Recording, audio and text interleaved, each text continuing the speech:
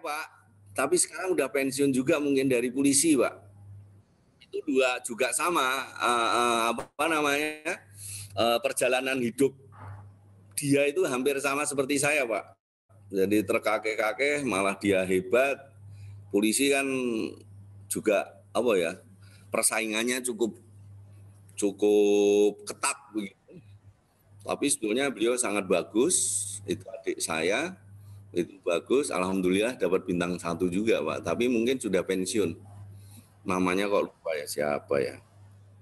Jadi 2 alumni Fakultas Olahraga yang jadi jenderal, Pak. Kalau kolonel banyak, Pak. Kalau yang dari Fakultas Olahraga, dan kebetulan kami informasikan, Pak, bukan kami mengunggulkan Universitas Negeri Semarang, sarjana-sarjana olahraga dari alumni Semarang itu tidak pernah mengecewakan, Pak, dalam karir. Jadi hampir semua rata-rata pensiun kolonel, Pak. Begitu, Pak.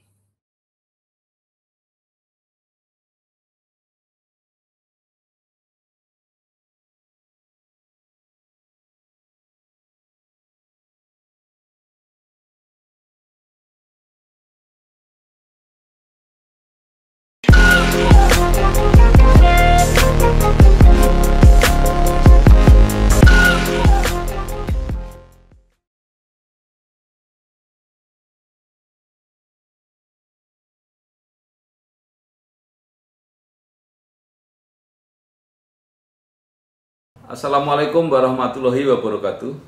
Waalaikumsalam warahmatullahi wabarakatuh. Bersama saya Bambang Sadono di channel Inspirasi untuk Bangsa. Mudah-mudahan kita bisa berdialog secara jernih, berimbang, dan arif. Kami sedang mempersiapkan beberapa video di dalam rangka ikut Mangayu Bagio Dies Natalis Universitas Negeri Semarang yang ke-56. Saya sudah bersama salah seorang alumni terbaik, yaitu Bapak Brigjen TNI Purnawirawan Subroto, SPD MM, yang sekarang menjabat sebagai Ketua KONI Jawa Tengah. Apa kabar, Pak? Baik, sehat-sehat Bapak. Assalamualaikum warahmatullahi wabarakatuh. Waalaikumsalam warahmatullahi wabarakatuh. Bapak dikukuhkan sebagai salah satu dari alumni berprestasi Universitas Negeri Semarang. Bisa diceritakan mungkin pengalaman waktu kuliah sampai akhirnya pada posisi saat ini. Monggo silakan, Pak. Matur nuwun Mas Bambang. Di kegiatan Inspirasi Jawa Tengah ini kami akan memberikan sebuah pengalaman untuk kehidupan kami dalam menata karir. Kami jujur saja, Pak, pada saat awal-awal kami sekolah di Fakultas Olahraga itu, kami ini waktu itu zamannya Skalu kan, daftaran Skalu itu. Halo? Kok nggak ada gambarnya ini, Pak? Skalu. Kami mendaftar waktu itu Universitas Gadjah Mada dengan Universitas Semarang. Ceritanya begitu. Kami diterima di Universitas Gadjah Mada, tapi ada langkah wawancara. Undip kami juga diterima karena anaknya orang nggak punya, akhirnya digugurkan salah satu. Begitu wawancara, pada saat tahun 76 saya daftar Skalu itu, ternyata dua-duanya nggak lulus. Nah, kebetulan bapak saya ini seorang atlet waktu itu, dia punya kenalan dosen-dosen STO waktu itu.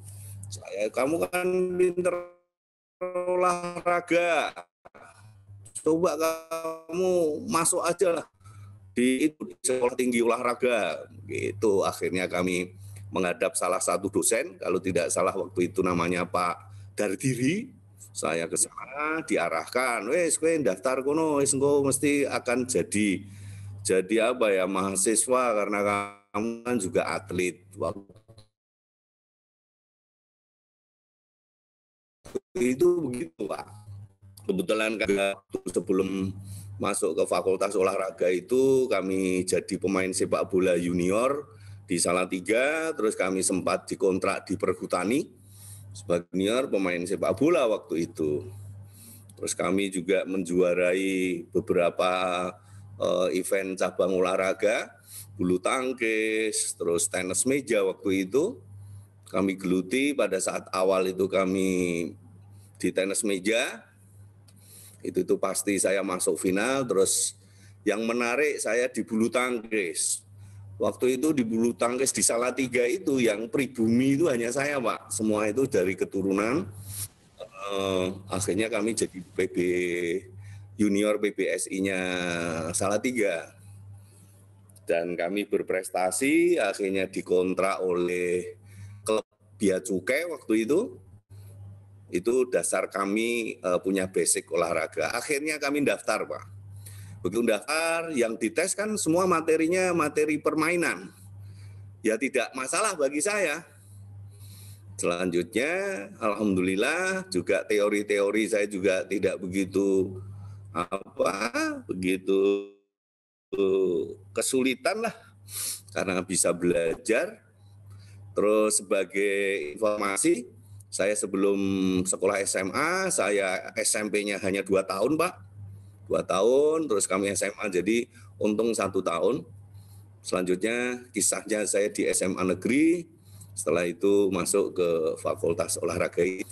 Di perjalanan, jujur Pak, di perjalanan kami, satu kelas itu kalau Bapak Saudara Mbak Hanani, satu kelas itu kurang lebih SGO, dari STM, yang dari SMA itu hanya beberapa orang saja begitu. Akhirnya kami bersosialisasi di situ. 1 semester sebetulnya saya jujur mau keluar, Pak. Karena Bapak tahu sendiri, Bapak kan juga alumni di situ dulu zaman Fakultas Ilmu Keolahragaan atau FPOK atau FKIK.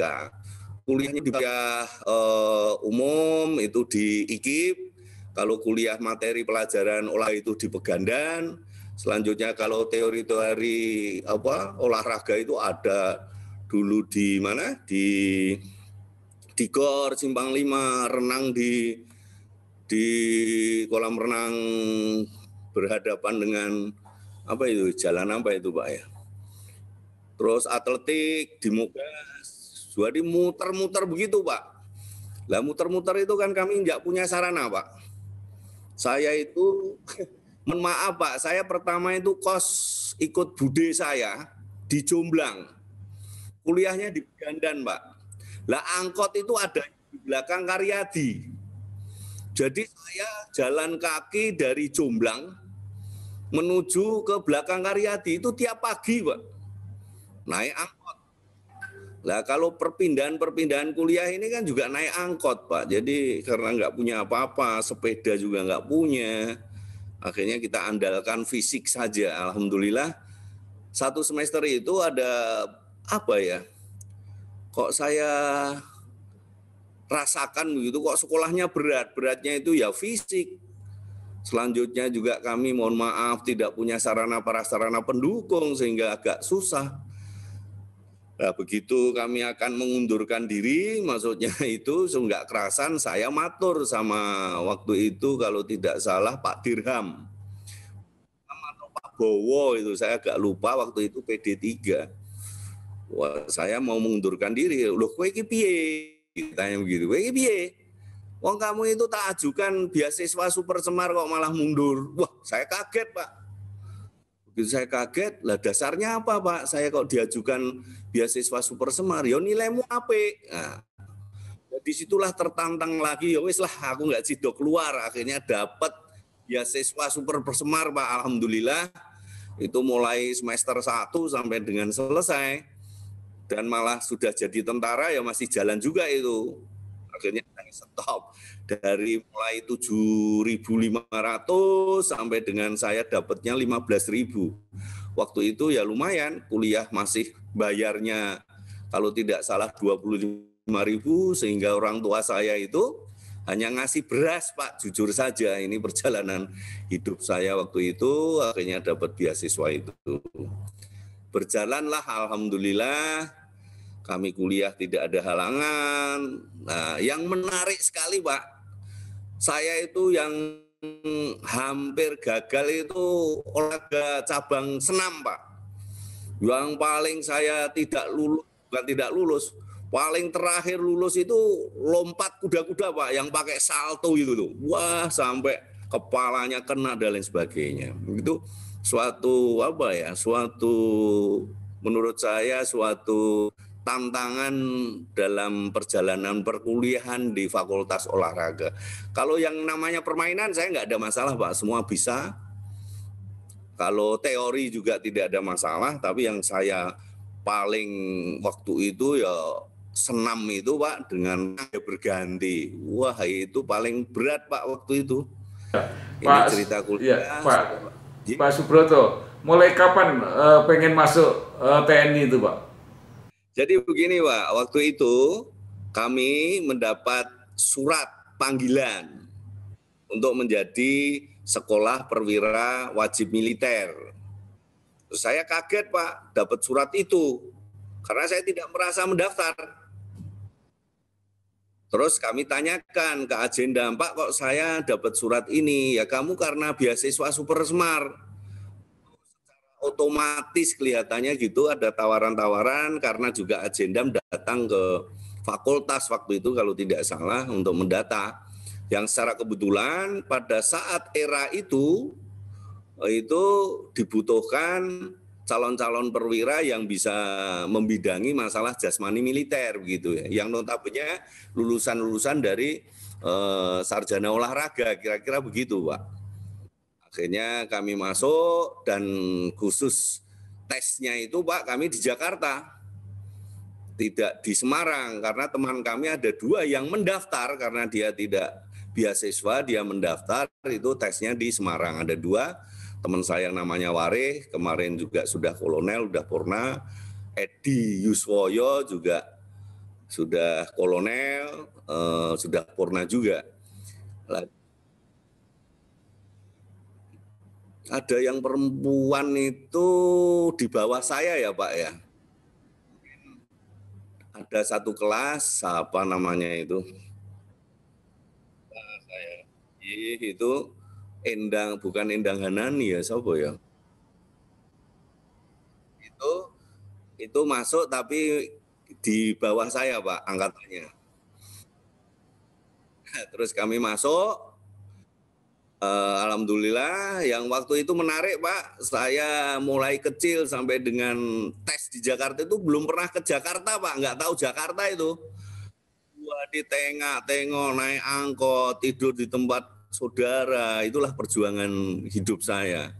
Terus tes, alhamdulillah kami lulus, Pak. Lulus, mengikuti tes, akhirnya dididik di sekolah calon perwira di Secapa TNI AD. Menariknya, Pak, pada saat itu pendidikannya hanya 2,5 bulan, Pak. 2,5 bulan langsung perwira. Begitu. Nah, terus kami masuk ke salah satu jajaran instansi Angkatan Darat, tepatnya di Kodam 3 17 Agustus waktu sebelum diciutkannya Kodam. Itu di Padang, Pak. Di Padang kami bersama-sama angkatan saya, kalau di luar sarjana olahraga ada sarjana dari agama, Mayor Jenderal TNI Purnawirawan Mustafa almarhum. Itu yang 2 orang itu ditugaskan di Padang, di Kodam 3. Setelah itu kami masuk di jajaran sekolah calon perwira. Di situ kami mendapat jabatan pertama kali menjadi perwira jasmani, tapi tidak lama, hanya 4 bulan. Terus kami menjadi komandan peleton. Peleton sampai dengan komandan kompi, Pak.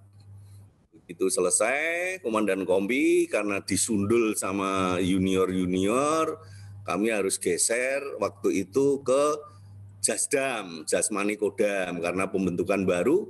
Tidak begitu lama saya digeser di Korem Pekanbaru. Korem Pekanbaru sebagai Kasjasrem, selanjutnya sebagai Pasiop Korem. Setelah itu saya ke batalion, Pak. Batalion sebentar, tidak sampai 4 bulan, Pak, kami sudah digeser lagi menjadi Komandan Koramil di Tanjung Balai Karimun di Batam, Pak. Sebelum itu kami merangkap jadi Pasiop Korem dan seterusnya. Setelah selesai di situ kami sekolah Suslapa, Pak, untuk kapten menuju mayor. Kami sekolah, kami dididik di Pusat Kesenjataan Infanteri, Pusat Pendidikan Kesenjataan Infanteri di Bandung. Nah, disinilah menariknya, Pak. Kami setelah sekolah, karena kami mohon maaf, bukan kami ria, Pak. Waktu itu perwira-perwira lulusan terbaik itu harus tinggal di Pusat Kesenjataan Infanteri. Di dalamnya kami terpilih, Pak, untuk di situ. Selanjutnya di perjalanan, ya, yang menarik ini, Pak, yang menarik. Kami di Direktur Pembinaan Jasmani Militer, Dirbinjas Pusenif. Ada kasus ini, makanya ini sebagai informasi adik-adik saya kalau masuk militer, ya mari kita pegang teguh profesional sebuah akademisi. Jadi ada menariknya begini, Pak. Ada seorang mayor senior saya ditanya dari lulusan akademi militer. Waktu itu saya paham betul, Bapak itu leteng 72, orangnya keras, orangnya ya bukan bukan mencoba untuk mencari sejauh mana seorang perwira yang masuk di Pusenif itu punya kemampuan yang betul-betul bisa diandalkan, karena di situ pilihan-pilihan perwira kan begitu, Pak. Dan senior saya itu ditanya sederhana, saya ini olahraga kok selalu terengah-engah gitu, maksudnya menggeh-menggeh, nopo kan gitu, Pak. Saya dengar itu. Karena saya perwira baru, akhirnya di situ dijawab yang sederhana sama teman saya itu, senior saya itu. Ya Bapak kurang latihan, jawabnya apa coba, Pak, yang senior dari Akademi Militer. Kamu itu jadi tentara itu dibutuhkan kemampuan akademis. Kalau jawabannya seperti itu wong aja bisa semuanya, bilang begitu, Pak.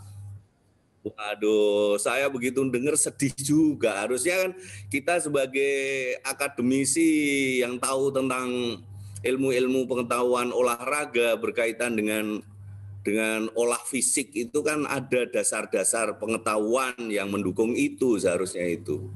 Akhirnya kami lapor, Pak, kepada Dirbinjas. Dirbinjas lapor, Pak, ini ada masalah, tadi senior itu marah-marah sama yang lulusan sarjana olahraga. Saya jujur, Pak, saya juga nggak terima dimarahi itu, karena kami kan alumni jadi sarjana juga, dia dari Spawamil juga, tapi mohon maaf bukan dari UNES loh, Pak. Yang UNES ini pinter-pinter, Pak, yang jadi jenderal udah 2, Pak. Jadi akhirnya, Pak, coba, Pak, mau izin saran, sebetulnya hal itu tidak salah manakala kita teliti untuk bisa mengetahui sumber sarjana olahraga yang masuk militer itu kan lulusannya apa, maksudnya jurusannya apa. Yang lebih cocok di militer, maksudnya masuk di militer itu ya jurusan kepelatihan, Pak. Ternyata betul, Pak. Dibuka riwayat hidupnya, riwayat sekolahnya banyak, Pak.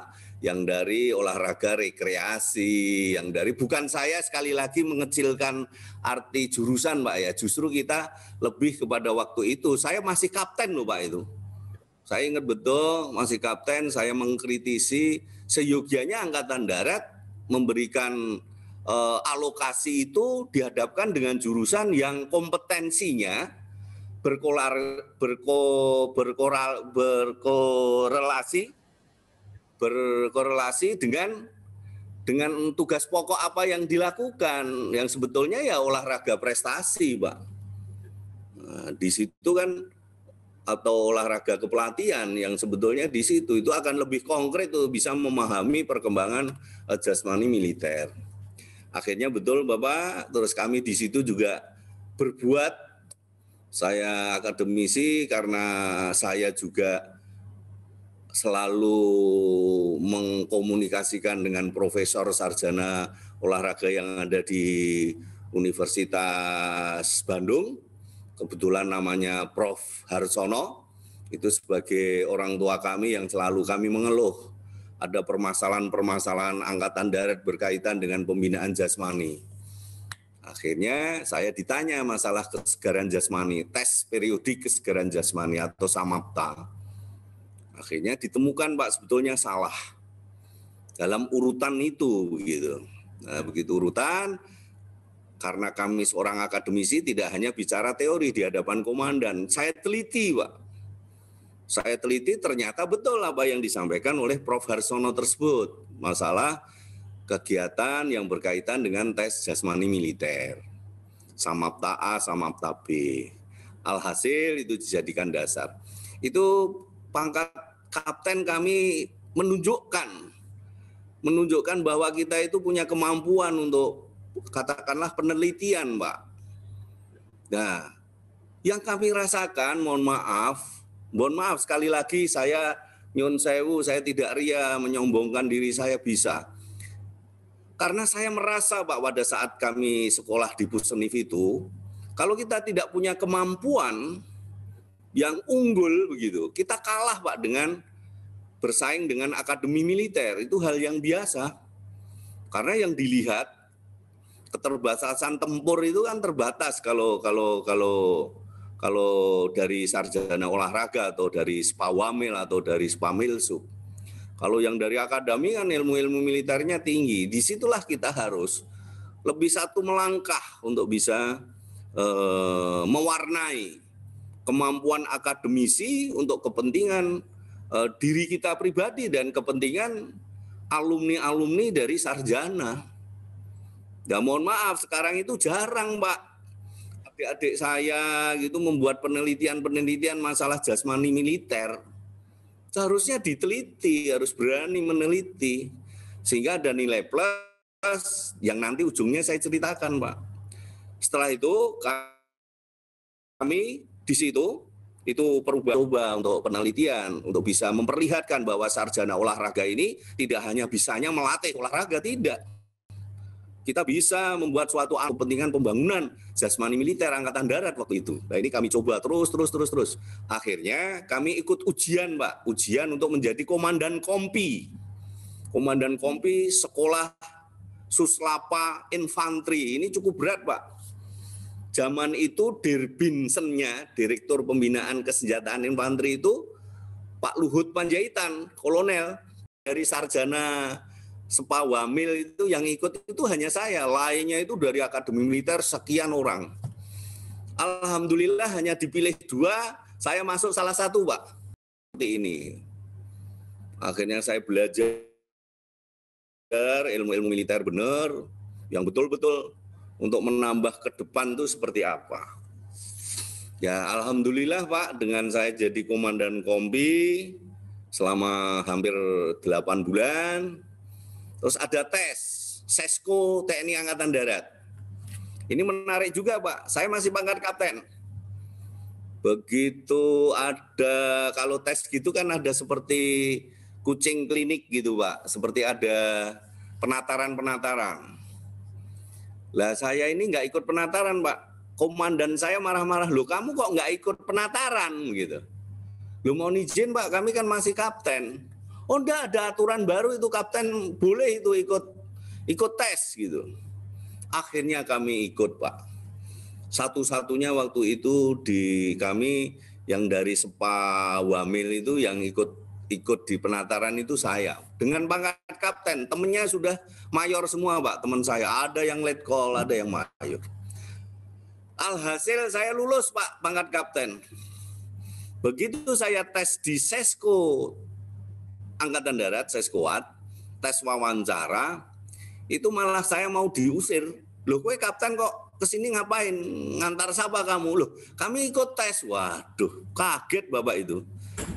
Jadi saya ikut, dan pada saat kami wawancara, itu juga biasa Pak, untuk mencoba mengetes mental itu ya, kamu kapten ikut tes saya dulu, mayor aja nggak lulus, kamu kapten kepengen lulus. Wah, terus saya ditanya terakhir pada saat tes itu, kamu agamamu apa? Islam Pak.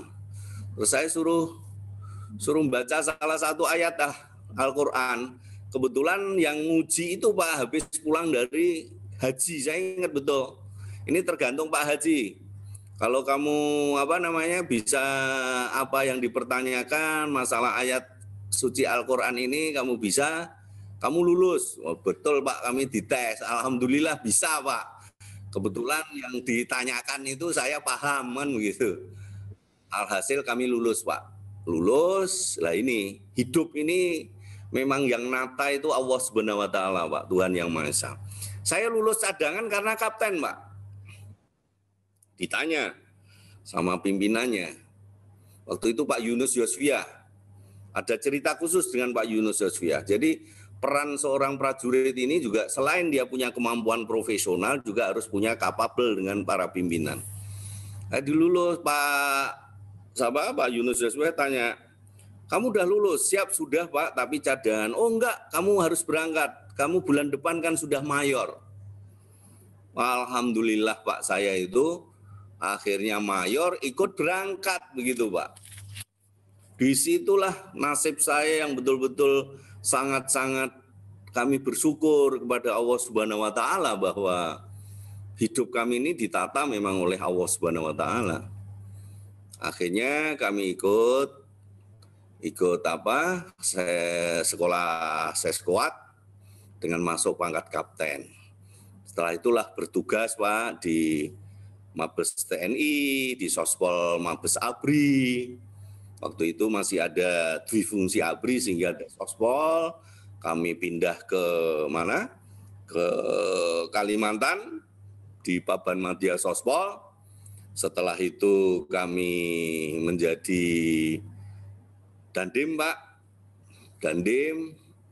Pertama Dandim di Palangkaraya, kedua Dandim Sampit. Lah, menariknya di Sampit Pak.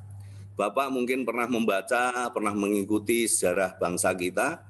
Dulu pernah ada perselisihan antara suku Dayak dengan suku Madura. Nah, Dandimnya saya Pak. Jadi saya itu termasuk nyawa yang memang diselamatkan oleh Allah Subhanahu wa taala. Jadi tahu persis lah yang namanya konflik di Sampit itu sangat-sangat paham saya. Setelah itu, disinilah menariknya.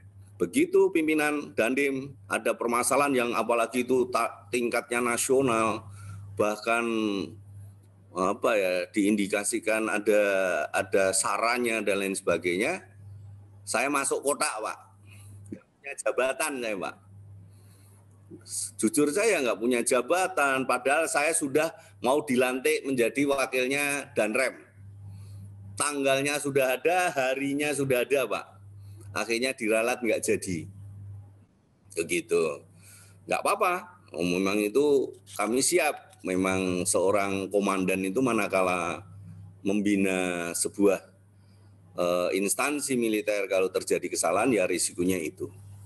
Nah, menariknya pada saat itu Pak, Dandim-Dandim seluruh Indonesia itu ada uji kemampuan pembinaan, dinilai. Kami nomor 1 se-Indonesia Pak, cuma masalahnya kok terjadi konflik gitu. Nah, inilah menariknya tatanan kehidupan itu ya memang berubah-ubah.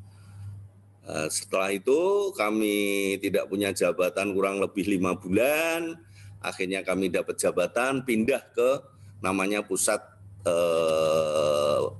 teritorial Angkatan Darat. Mulailah saya mencoba untuk melihat tatanan di lingkungan, kekurangan instansi di lingkungan seperti apa, dihadapkan pemikiran-pemikiran seorang perwira begitu. Akhirnya kami di sistem metode itu membuat juklak-juklak untuk kepentingan pembinaan teritorial, Pak. Disitulah menariknya saya mencoba untuk menulis. Karena kalau ada lomba-lomba karya militer, alhamdulillah Pak, kami selalu dapat hadiah karena saya rajin menulis dan lain sebagainya. Akhirnya di situ sampai saya sekolah waktu itu menarik lagi, Pak.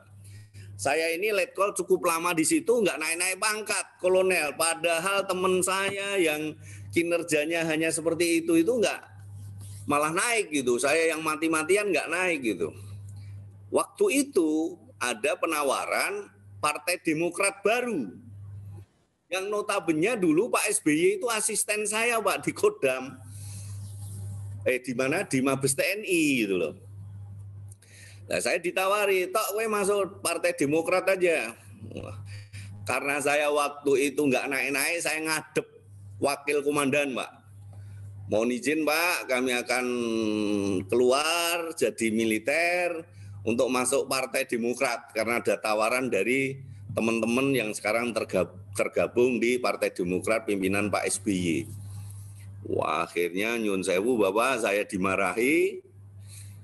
Ya, biasa tentara, kamu nggak kesatria, kamu nggak ini, kamu nggak sabar, kamu nggak ini. Terus kami tanya, saya takutnya permasalahan Sampit itu dibawa, Pak. Nah, saya tanya, kesalahan saya ini apa, Pak? Kok saya nggak naik-naik kolonel, sedangkan teman saya itu sudah naik, senior, junior naik. Ya, kamu salahnya satu aja, setiap ada komandan yang baru, pasti menyerah terimakan kamu yang tidak boleh pergi dari situ. Waduh, Masya Allah. Jadi saya hanya untuk diminta pemikirannya, Pak. Nah, ini yang saya protes. Akhirnya saya disekolahkan, Pak. Wes, kamu biar nggak stres, kamu sekolah sana. Jadi sekolah perencanaan. Nah, mulai Pak, karena saya di Sospol dulu juga di perencanaan. Kami di perencanaan sekolah yang namanya Sustaf Renstra. Jadi kursus staf perencana strategis Angkatan Darat. Nah, saya ikut.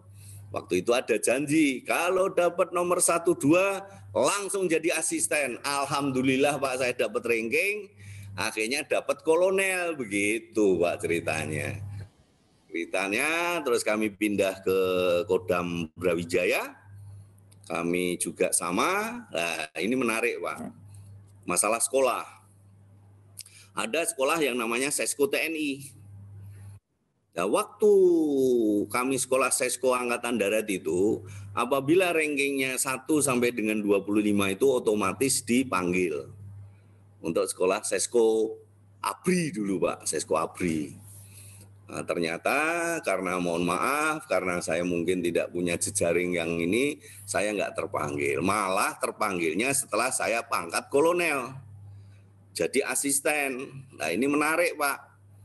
Kami tesnya terlambat karena waktu itu kami mendampingi Wakasat naik heli begitu. Ini kekuasaan Allah, Pak, kalau mau mengarahkan hambanya ini untuk kepentingan kemajuan kehidupan. Nah, saya kalau naik heli itu kalau main SMS kan masih bisa, Pak, karena tidak terlalu tinggi. Ada asisten personil, Pak Broto, segera berangkat ke Jakarta untuk tes Sesko TNI. Ya, saya jawab, kan sudah terlambat, sudahlah bilang aja sama Panglima sudah saya menyerah nggak berangkat. Wah, akhirnya Panglima malah gimana itu suruh sekolah nggak mau, ya karena saya terlambat. Begitu itu Pak, dari Jember menuju ke Kediri sebetulnya, tahu-tahu ada gumpalan awan hitam yang akhirnya heli itu mendarat, Pak. 2 heli mendarat. Begitu mendarat saya matur kepada Bapak Kasdam, Pak, besok ini hari saya harus sampai Jakarta, besok ada tes, saya udah terlambat 1 hari. Kalau bisa mohon izin, Pak, kalau saya nggak berangkat. Wah, dimarahi, Pak, saya sama Pak Kasdam, kamu ini dikasih kesempatan kok nggak mau gitu. Oh siap, kalau gitu kami izin Pak tidak mendampingi Mbak Kasat. Malah saya dititipkan Mbak Kasat Pak, jujur aja. Pak Broto mau izin Mbak Kasat, ini Broto mau tes untuk tidak mendampingi, ya nggak apa-apa. Saya ditanya NRP-mu piro gitu. Inilah nasib hidup Pak, kira-kira begitu. Begitu saya langsung ke Jakarta, nggak pulang ke rumah, langsung ke Jakarta Pak. Buku-buku disiapin di bandara langsung. Ikut tes 1 hari terlambat, kami dites khusus, alhamdulillah lulus Pak. Jadi kesimpulannya Pak, kalau saya pakai tes, alhamdulillah bisa lancar Pak. Kalau nggak pakai tes, susah Pak. Karena tidak punya abang kan gitu. Jadi itulah. Nah, ini setelah dari Kodam. Terus kapan Pak mulai dapat jenderal? Jadi Paban perencanaan itu cukup lama, akhirnya kami diketahui oleh para pimpinan. Waktu itu asisten saya 4 orang, akhirnya tahu kinerja saya dibawa salah satu asisten yang mendapatkan bintang 3 begitu Pak. Ya udah kamu ikut saya begitu. Akhirnya ikut, dapat bintang 1 waktu itu tahun 2000 berapa ya Pak ya? 2011 atau 2000, saya agak lupa Pak, mohon maaf. Udah tua ini Pak, seperti Bapak. Kalau salah 2011 Pak. Ya betul, 2011 kami dapat bintang 1. Nah ini menarik Pak, ceritanya menarik. Ini jujur kami sampaikan, inilah nasib kehidupan ya. Saya sebetulnya keluar bintang 2-nya Pak. Nah waktu itu karena peralihan ada reshuffle kabinet. Yang mengajukan saya itu menteri yang sebelumnya. Pas prosesi itu ada menteri baru yang namanya Pak Luhut. Akhirnya kami tidak ditinjau ulang. Terus akhirnya kami suruh ikut tes di Kementerian Olahraga. Saya ikut tes Pak. Dan ada yang bocorkan saya nomor 1. Mohon maaf, saya nomor 1 urutan nilainya, tapi ya belum nasibnya Pak, tidak terpilih oleh Pak Menteri itu. Nah inilah dinamika hidup saya. Sebetulnya kalau situ saya jadi deputi ya dapat bintang 2 juga begitu. Itu katanya ada satu lagi yang dari UNES yang jadi jenderal itu sebelumnya atau sesudah Pak Broto? Oh sesudah saya Pak. Tapi sekarang udah pensiun juga mungkin dari polisi Pak. Itu juga sama perjalanan hidup dia itu hampir sama seperti saya Pak. Jadi terkakek-kakek malah dia hebat. Polisi kan juga persaingannya cukup ketat begitu. Tapi sebetulnya beliau sangat bagus. Itu adik saya. Itu bagus, alhamdulillah dapat bintang 1 juga Pak, tapi mungkin sudah pensiun. Namanya kok lupa ya, siapa ya.